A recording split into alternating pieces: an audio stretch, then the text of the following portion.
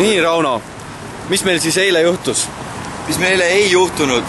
Alustan sellest, ma lõpetan tegelikult sellega. Eile õhtu läksime mina, Tormi Anneli tahtsime ujuma minna kohalikku randa, kuid kohalike reeglite järgi öösel ujumine on keelatud. Peale 8 enam vette minna ei tohi isegi vee vastu minna rannas.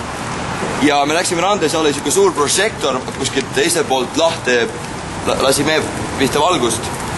Ja lõppes sellega, et kohale tuli politsei, kes meil minema ajas. Ütles, et ei tohi ujuma minna. Ja... Kas me nägime mingeid erilisi loomasid ka? Tead, see linn on täis huvitavat loomi. Eile esimest korda kohtasin elus skunksi. Ma võin öelda seda, et Rauno kartis oma elu eest, või õigemini oma hea lõhna eest. Ja ma tõesti kartsin, ma jooksin ja kiilisin nagu väike tüdruk. Ma tegelikult kiilis Anneli, ma jooksin. Tegelikult kiilis tema siis? Aga mina kiilisin ja Tormi jooksis.